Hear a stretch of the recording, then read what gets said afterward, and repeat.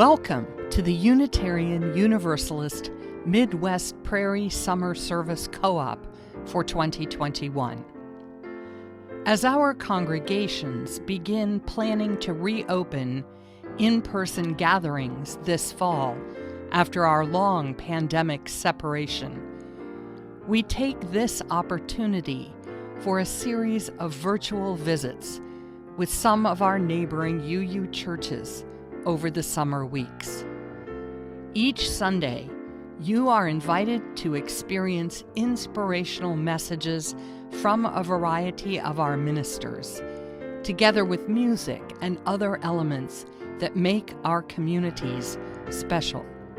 We hope that this morning's service will engage your thoughts and lift your spirits, giving you courage to make a difference in the world and helping to strengthen the connections that sustain us all.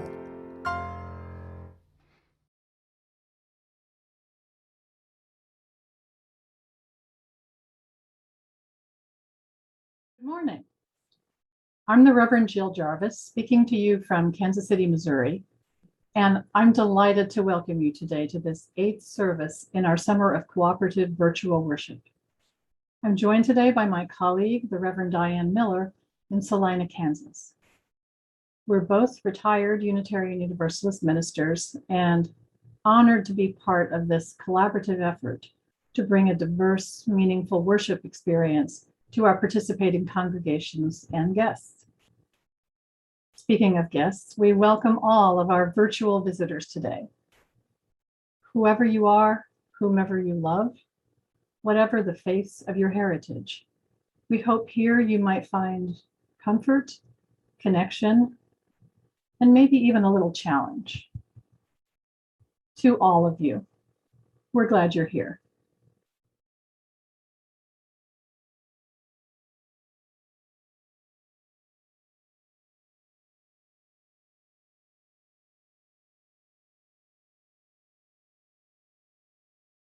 For each child that's born, a morning star rises and sings to the universe who we are. For each child that's born, a morning star rises and sings to the universe who we are. Oh, for each child that's born, a morning star rises and sings to the universe who we are. Oh, for each child that's born, a morning star rises and sings to the universe who we are.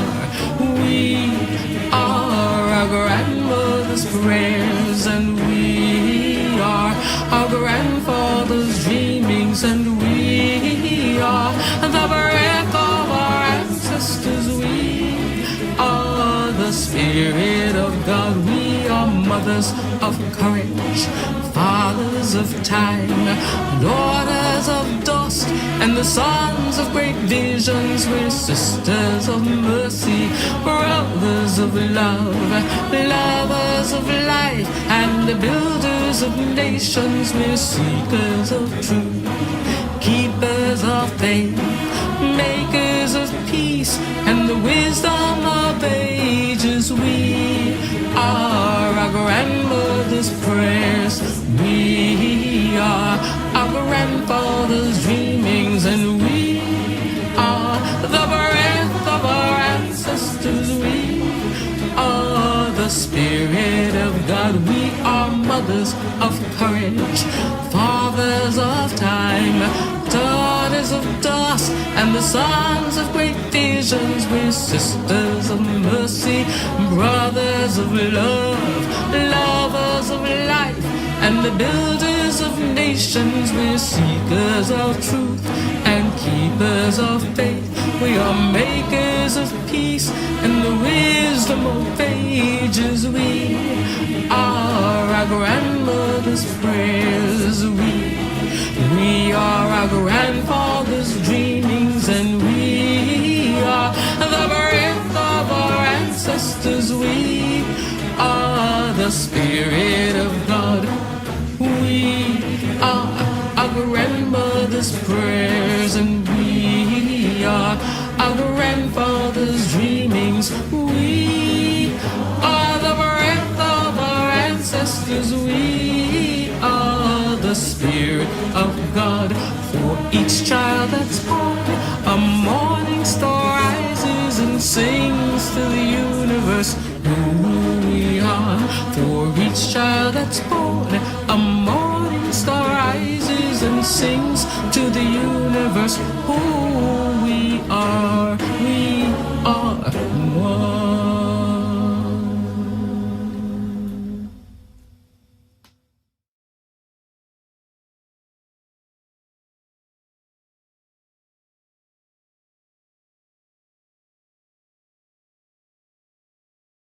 Life comes for us in 1,000 different ways, undoes plans and upends traditions, knocks down the doors of our defense. In a moment, every expectation releases like the in and out of breath. For this hour, we gather to surrender to the mystery, to release ourselves from the needing to know, the yearning to have it all already figured out, and also the burden of believing we either have all the control or none. Here in our songs and our stories, we make space for a new breath, a new healing, a new possibility to take root. That is courage forged in the fire of our coming together and felt in the spirit that comes alive in this act of faith. That we believe still a new world is possible, that we are creating it already, here and now. Come, let us worship together.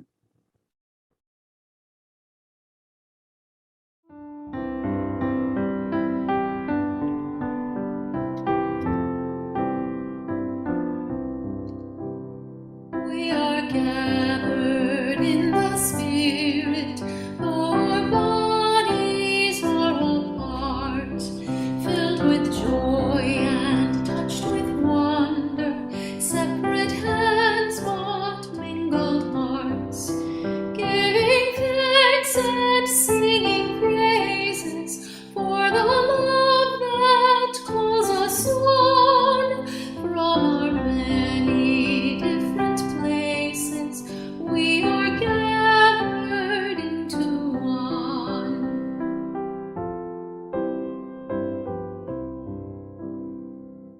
We are gathered in our sorrow.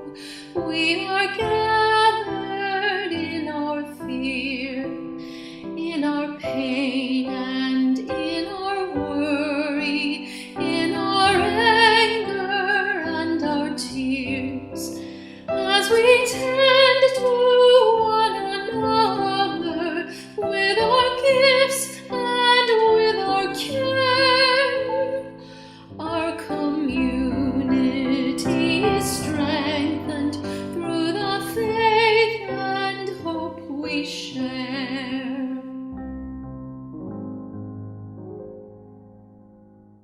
We are gathered in commitment to a planet that is whole, works of justice, acts of kindness, bless the world and heal our souls. As our voices join together, may our song of peace resound. May we offer in abundance all the grace that we have found.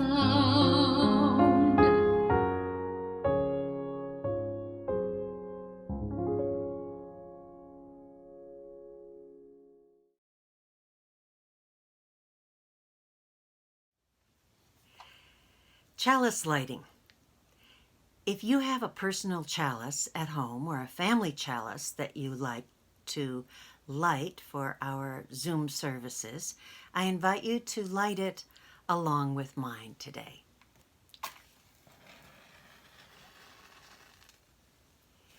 Today I light a chalice for the first time with my left hand. It's a bit awkward because I'm not a lefty, I'm a righty. But like it or not, my right hand is in a sling and immobilized, so I'm using the one that's available, my left, also broken but available. So many things during the pandemic are awkward and unfamiliar. We are forced to learn new ways of doing things. So much is broken and in need of mending and healing. So much is in need of patience and rebuilding. So much we need to recreate in new ways of being together as congregations. May the kindling of this chalice light the ways forward that we will discover.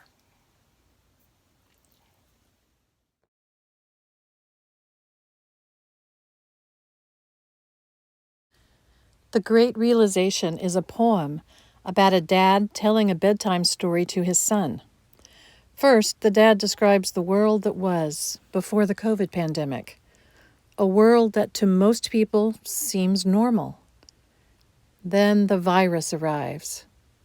Some people, maybe some of us, are living through the pandemic, just like the dad describes. For others, though, maybe for some of us, it's different and much harder. But then, well, let's listen to this tale of a future better world that someday could be real, especially if we work to build it together.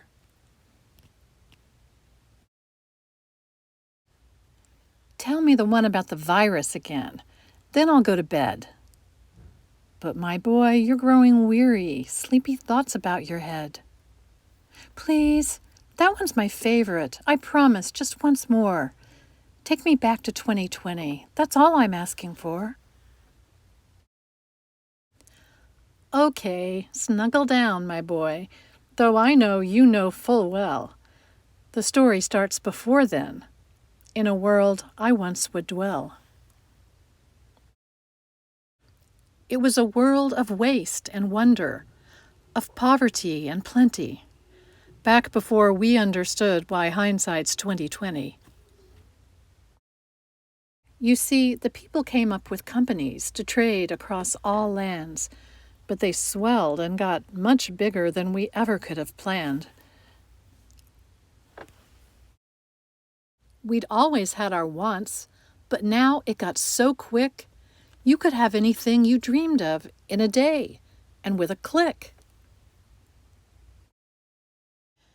We noticed families had stopped talking. That's not to say they never spoke. But the meaning must have melted, and the work-life balance broke. And the children's eyes grew squarer, and every toddler had a phone. They filtered out the imperfections, but amidst the noise, they felt alone. Every day the skies grew thicker, till you couldn't see the stars. So we flew in planes to find them, while down below we filled our cars. We'd drive around all day in circles. We'd forgotten how to run. We swapped the grass for tarmac, shrunk the parks till there were none. We filled the sea with plastic, 'cause our waste was never capped, until each day when you went fishing, you'd pull them out, already wrapped. And while we drank and smoked and gambled, our leaders taught us why it's best to not upset the lobbies, more convenient to die. But then in 2020, a new virus came our way. The governments reacted, told us all to hide away. But while we all were hidden, amidst the fear and all the while, we dusted off our instincts. We remembered how to smile. we started clapping to say thank you and calling up our moms. And while the car keys gathered dust, we'd look forward to our runs. And with the skies less full of voyagers, the earth began to breathe. And the beaches bore new wildlife that scuttled off into the seas. Some people started dancing, some were singing, some were baking. We'd grown so used to bad news, but there was good news in the making. Old habits became extinct, and they made way for the new. And every simple act of kindness was now given its due. And so when we found the cure, and were allowed to go outside, we all preferred the world we found to the one we'd left behind. But why did it take a virus to bring the people back together? Well, sometimes you get sick, my boy, before you start feeling better. So lie down now and dream of tomorrow and all the things that we can do. And who knows? If you dream hard enough, maybe some of them will come true. We now call it the Great Realization. And yes, since then there have been many. But that's the story of how it started. And why hindsight's 2020.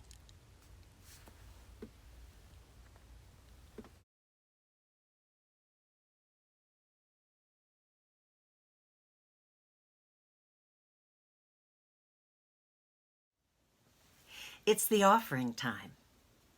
Generosity is good. Generosity is a virtue. It is an essential element of a living faith. Giving is a spiritual discipline. The methods of giving vary from congregation to congregation. This is how we sustain our faith, our witness in our communities, our presence in this world. This is a time to give, to cultivate a generous spirit. Offer your support. Make a gift. Provide your pledge. Be of generous heart. Feel good about it. Be thankful for the ways you can give.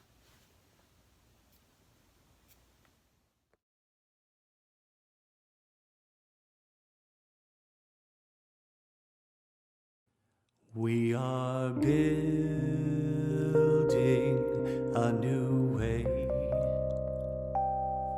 We are building a new way.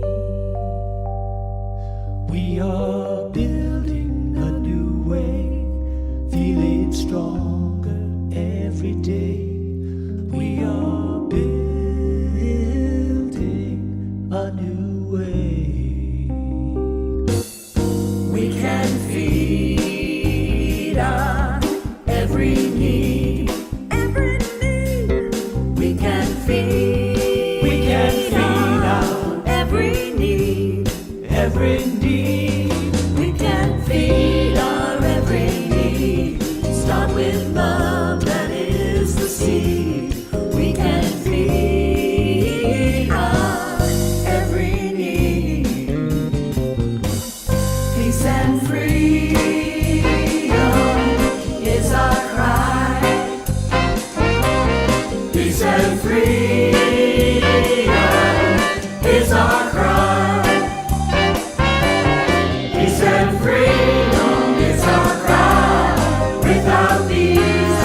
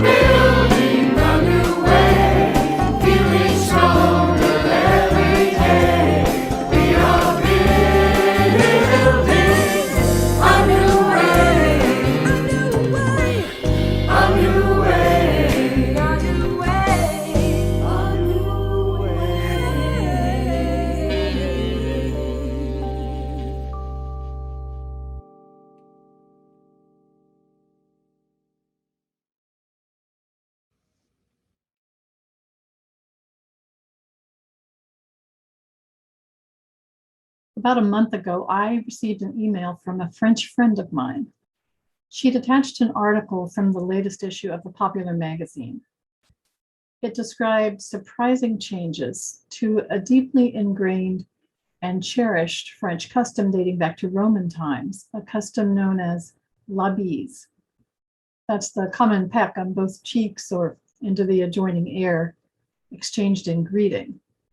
An automatic and almost obligatory gesture between family, friends, sometimes friends of friends, and work colleagues, or in any social situation where everyone is greeting people that way.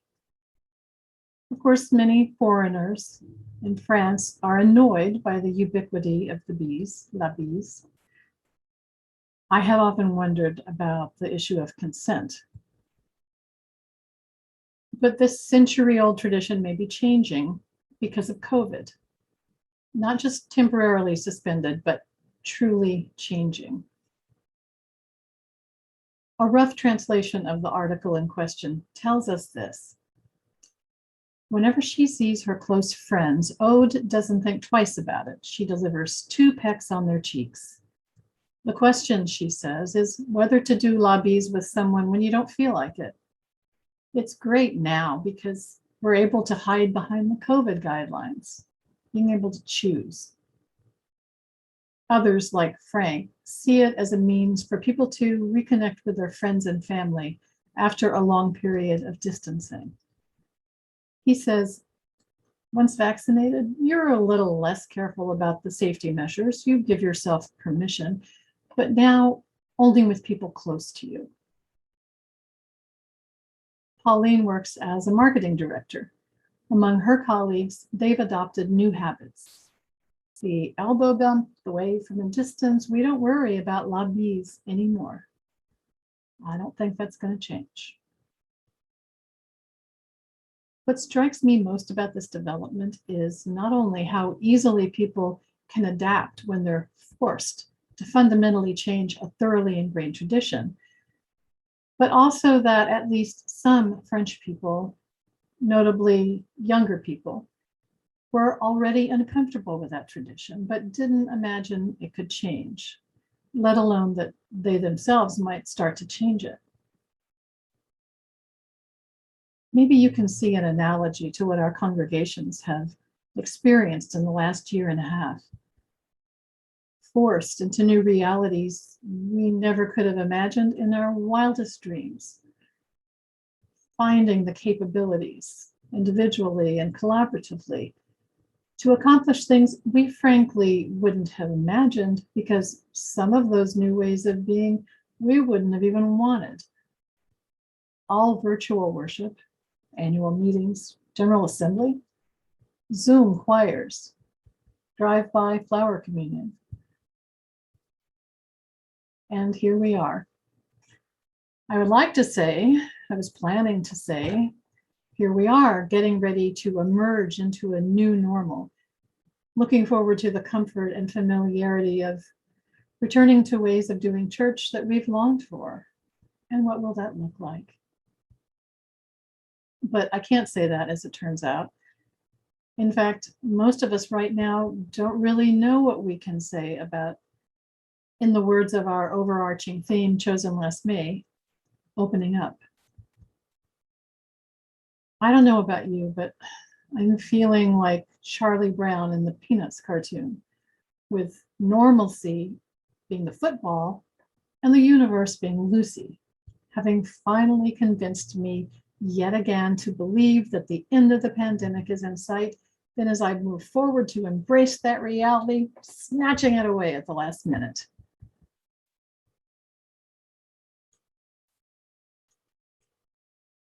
But like Charlie Brown, I'm willing to trust again in faith that the universe is ultimately more accommodating than Lucy.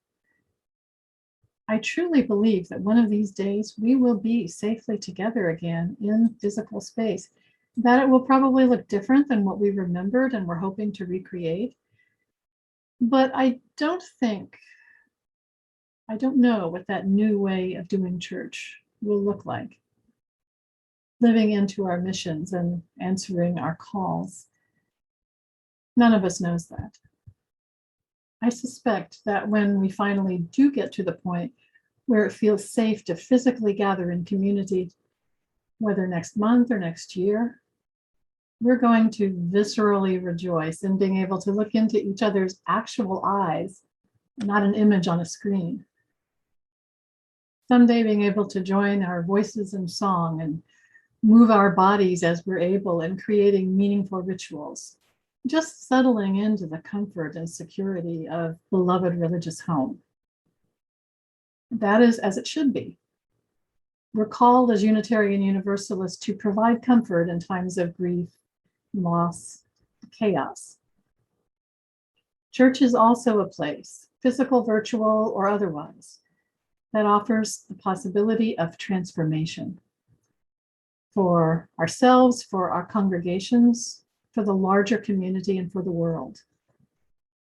But let's name the fact that sometimes it feels very hard to attend to both those purposes of beloved community, because they sometimes feel almost mutually exclusive.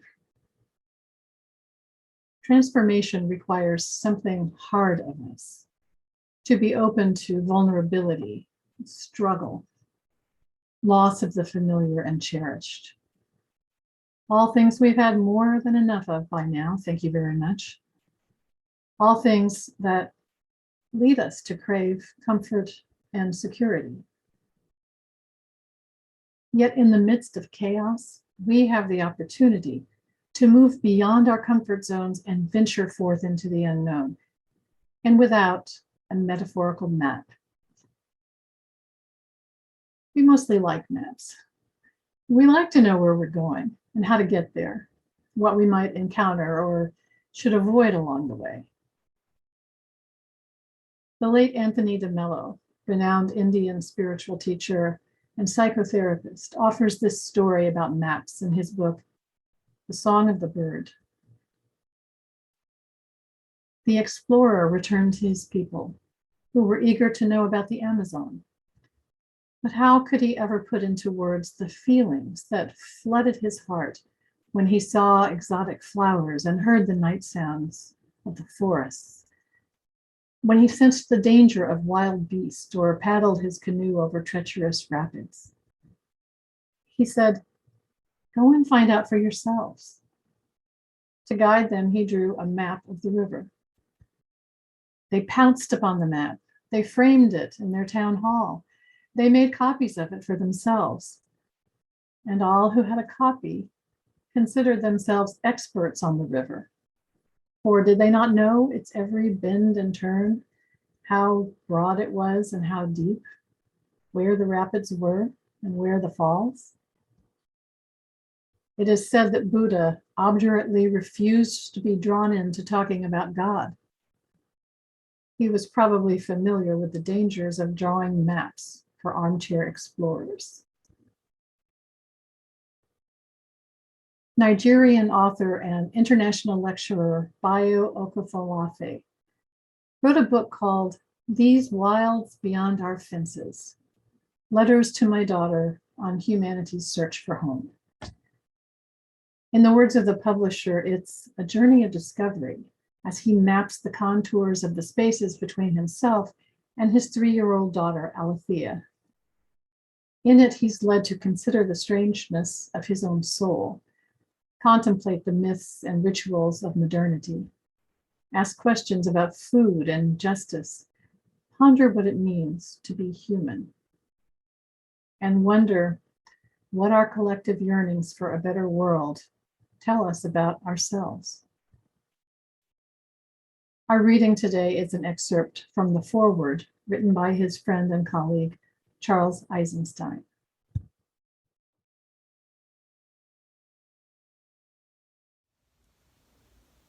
The reading. Dear Althea, I met your father when he was a young man, still searching for a proper channel for his ambition. This, more than our intellectual resonance, is what called us into friendship. You see, our generation faced a quandary. Full of youthful ambition, we had awakened to the wrongness of every ready-made goal that society offered as a way to express that ambition. First, we rejected the most obvious conventional goals of money and power, seeking outlet instead in academia, NGOs, science, or any other realm we imagined to be untainted. But as our understanding grew, we realized that every institution was part of the same world-dominating, world-destroying complex. There was nowhere for us to go. With nowhere to go, perhaps we could find our own way. Perhaps we could channel our ambition into revolution or into, quote, building the alternatives, unquote. Yet when we tried that, we discovered the same familiar ways of thinking, scaffolding our dissident organizations and our alternative programs. It wasn't just that society offered us the wrong map. It was the whole formula for making and following a map that was wrong. The very recipe for change-making was part of what needed to change. Smart guys in a room coming up with a brilliant idea, a plan, a blueprint, and then convincing the public and especially the elites to enact a change. What does ambition do when it lacks a destination, an aspiration? It turns toward adventure, a foray into the unknown. It would be inaccurate to say that an adventure has no purpose or a wandering no outcome. It's just that the purpose is never, in the end, what we thought it was. On the contrary, it is something that was unknowable, residing as it did in the wilds beyond our fences.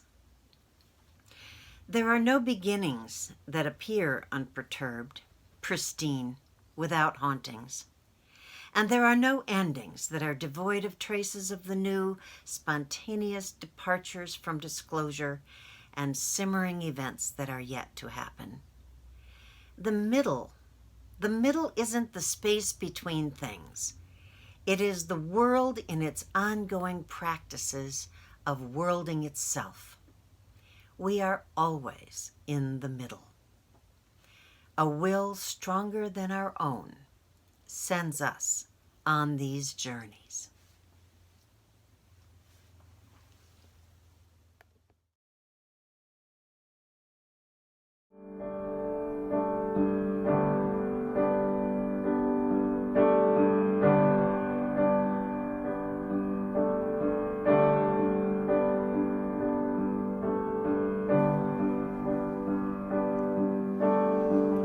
We shall be known by the company we keep, by the ones who circle around to tend these fires. We shall be known by the ones who sow and reap the seeds of change alive from deep within the earth. It is time now. It is time now that we thrive. It is time we lead ourselves into the well. It is time now, and what a time to be alive. In this great turning we shall learn to lead in love. In this great turning we shall learn to lead in love. We shall be known by the company we keep, by the ones who circle around to tend these fires.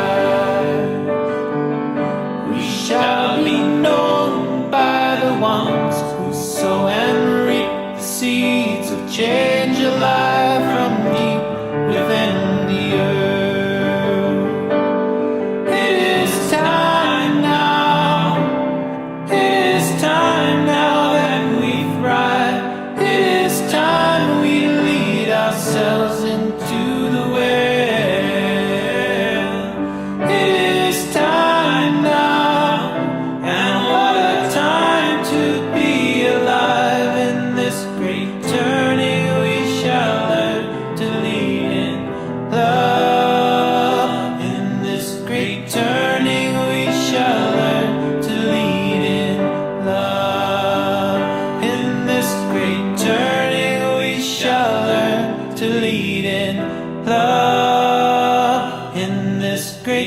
turning, we shall learn to lead in love.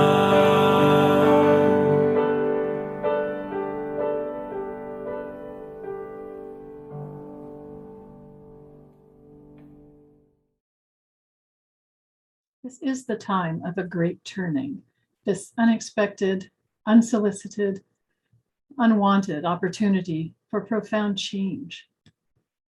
Let's celebrate the reality that for the past year and a half, we Unitarian Universalists have been energetically and successfully letting go of some norms that we thought were required and irreplaceable, and pulling off the unimaginable without anything resembling a map, just learning from each other, using trial and error, encountering our limitations, overcoming them or working around them or accepting them.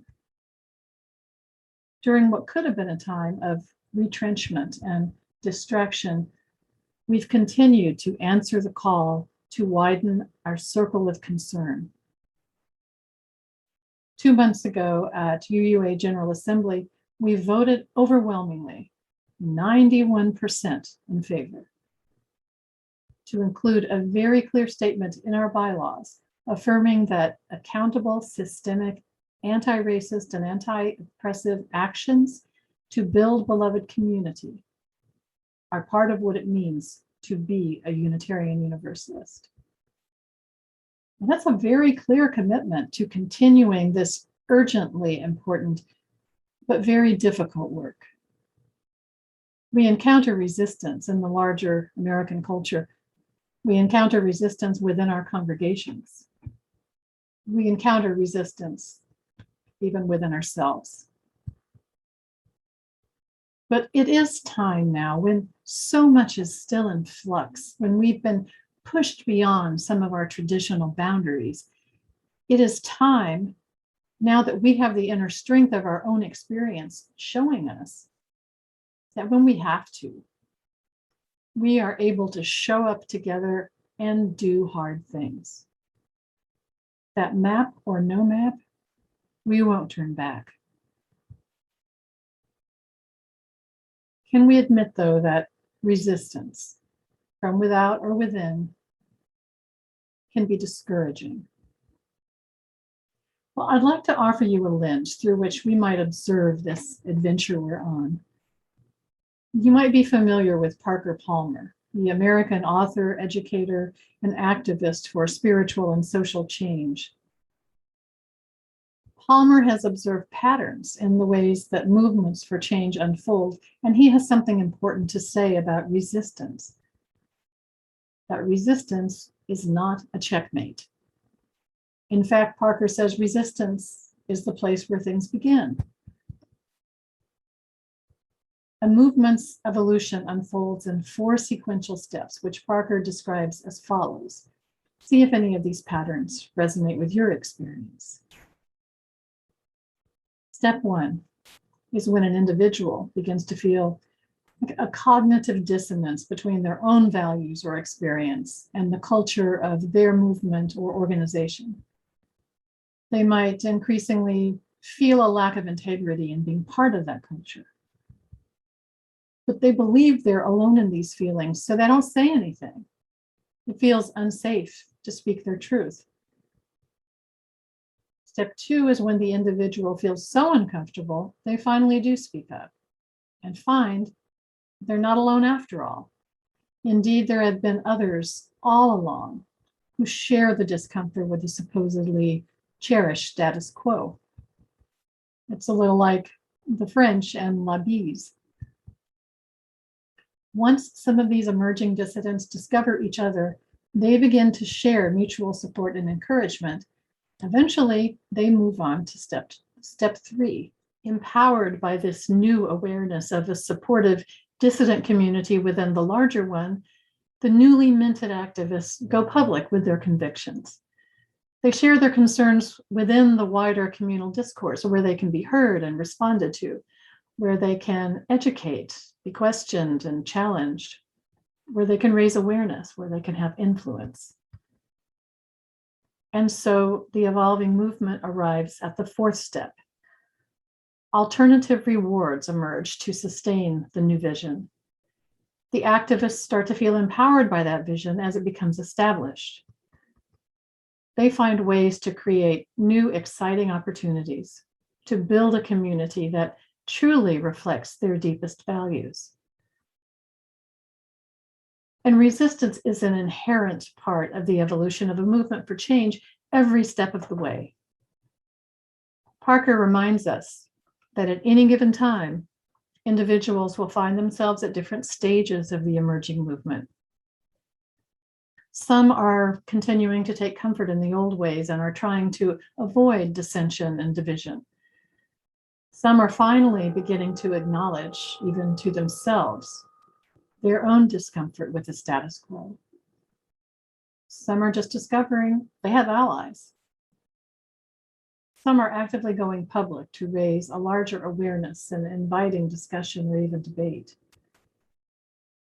And some are creating ways for diverse individuals to participate in the joys and satisfactions offered by an emerging transformative and liberatory movement.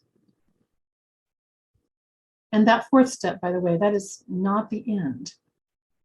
The goal is that this new movement circles back to intersect with the culture or the institution from which it emerged. Because movements have to keep moving. A movement that stops out of complacency, self-satisfaction, or in response to resistance will die. Maybe you recognized in Parker Palmer's observations what is happening within Unitarian Universalism as we explore, sometimes painfully, sometimes joyfully, these wilds beyond our fences. There may not be maps to guide us as this territory remains as yet unexplored, but there are patterns that provide context, and maybe we can find some encouragement there. I also want to share the words of George Erasmus, a respected Aboriginal leader in Canada. Now listen, because this is really powerful. Where common memory is lacking, where people do not share in the same past, there can be no real community. Once again, where common memory is lacking, there can be no real community. Where community is to be formed, common memory must be created. And how do we create common memory to form our beloved community? Unitarian Universalists don't share a common narrative.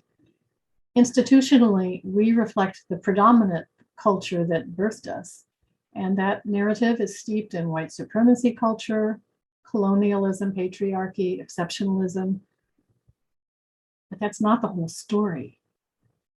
If we hope to create an inclusive common memory, if we're committed to widening our circle of concern, then those whose narrative has long been considered foundational, the norm, have a very uncomfortable and difficult task in front of them, in front of us, as I recognize myself among them. We will have to summon the courage to finally explore the stories of those whom we've allowed or forced to be invisible, unheard, the exception. And then to integrate those stories as an equally part of a shared past, the common memory of a transformed, beloved community. It is new, unexplored territory, and so there are no maps to follow. Vulnerability, trust, courage, and faith are required. We may not have a complete vision of a larger, radically inclusive, life-affirming, paradigm-shattering, beloved community of common memory. But we already know what must lie at its heart. There must be freedom. There must be justice. There must be compassion.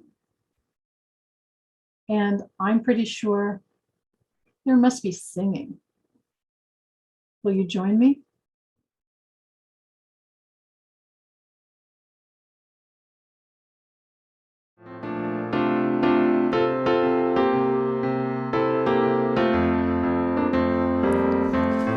Come and go with me to that land.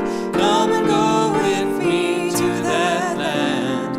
Come and go with me to that land where I'm bound, where I'm bound. Come and go with me to that land. Come and go with me to that land. Come and go with me to that land where I'm bound. There'll be freedom in that land. There'll be freedom in that land. There'll be freedom in that land where I'm bound, where I'm bound. There'll be freedom in that land. There'll be freedom in that land. There'll be freedom in that land where I'm bound. There'll be justice in that land. There'll be justice in that land. There'll be justice in that land where I'm bound, where I'm bound.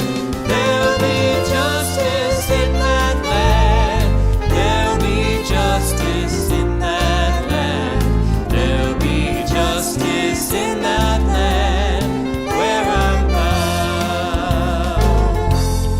There'll be singing in that land. There'll be singing in that land. There'll be singing in that land where I'm bound, where I'm bound. There'll be singing in that land. There'll be singing in that land. There'll be singing in that land where I'm bound.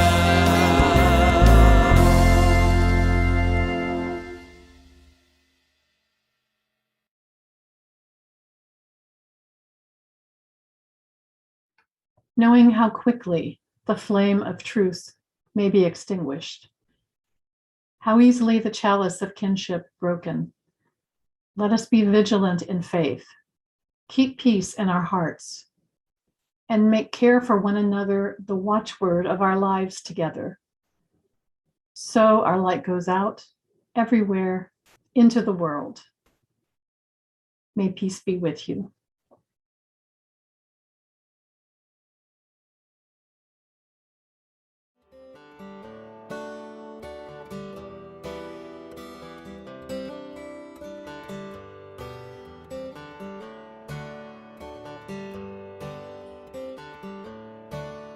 In the toughest time you ever knew, the only thing that you could do was carry the flame. Sickness spreading through the land, you held your spirit in your hands and carried the flame. When storms and sorrows gathered round, you raised your head and you stayed your ground. You carried the flame. Through endless days of the hardest living, you kept on loving, kept on giving. You kept on and carried the flame. Carry the flame, raise it high, send its beacon through the sky. Keep it strong and shining through the pain. Let it rise and let it grow. Let it light the world, you know. Let it glow. Carry the flame. And when the day is done at last, we take on the spark you've passed carry the flame. From hand to hand we send it on, the kindling hope of a rising dawn. In us all we carry the flame. Carry the flame, raise it high, send its beacon through the sky. Keep it strong and shining through the pain. Let it rise and let it grow. Let it light the world, you know, let it glow. Carry the flame. We are nurses, doctors, teachers. We are children, parents, preachers, and we all carry the flame. We are scientists and cargo packers, farmers, singers, grocery stackers, young and old. We carry the flame. Carry the flame, raise it high, send its beacon through the sky. Keep it strong and shining through the pain. Let it rise and let it grow. Let it light the world, you know, let it glow. Carry the flame. Let it glow. Carry the flame.